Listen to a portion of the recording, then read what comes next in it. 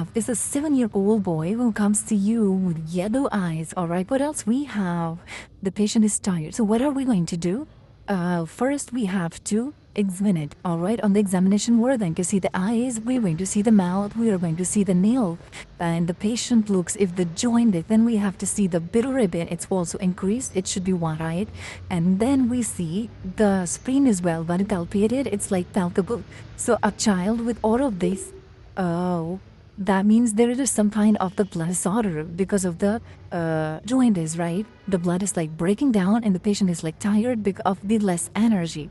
What else we have? Okay, all right. So this is MCHC should be 36. If it's greater than that, we know it could be hereditary spherocytosis. It is the autosomal dominant disorder. Let's just see if we have, okay, and then we see the retics. It should find, so it's like some blood disorder or like some cancer, any stuff is going on because of the retics, and this shows that it is a hereditary spherocytosis. As of now, let's root out anything else we have. We did the peripheral smear of blood and we see all of these cells, but we also have the negative Coombs test. That means we surely have the hereditary spherocytosis. Why? Because we have this greater than 36 MDA3. Then we have like the Coombs test, which is like the negative. What else we have? We have the rest of the signals of the bilirubin is increased, the jaundice, we have the increase in screen and all that stuff.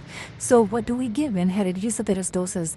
We have to go for some tests. For example, we can go for the EMA test, that is a 5-eosinophilic mandelic acid test. We can go for the osmotic fragility test. That means we'll have to see into the acidified glycerol and all that cells will be broken down because of the Ankyrin and Spectrin is like not very much anchoring the cell membrane, so cells the water. So we have the increase in the MCHC and all that stuff, right? So this is all is happening. What else we need to give? We have to give folic acid supplements because B12 we don't need to give it. But this, because of cells breaking down, we need to give the folic acid, and we need to for the splenectomy or the blood transfusion.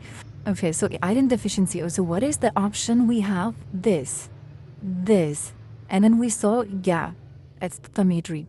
Both nerve ablation, we're going to see when all cell lines will be decreased, like the RBCs. We have the dark RBC, the platelet with the beating disorder with infections, but it's not the case, right? So this is the PN8.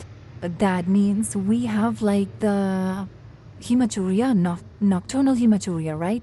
So we give like, the antibiotic, those UMAPs, and we give like the Glycerol vaccine.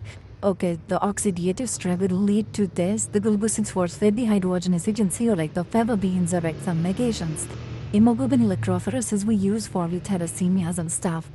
Beta, we will have the like 80 to 100 MC would be increased in B12, or like the folic acid, that is the microcytic anemia, and iron we have the microcytic anemia, it's going to be less than 80, and there's going to be hypochromia or stuff like that. So here is the wonderful data. We have to remember 4 things. First is folic acid. We need to replace the patient with the folic acid. Second, these 2 are the tests that we need to give. Either EMA test, it is a non-invasive, or the osmotic fragility acidified cholesterol test. And we have these 2 symptoms like MCHC increased and negative Coombs test. So yeah,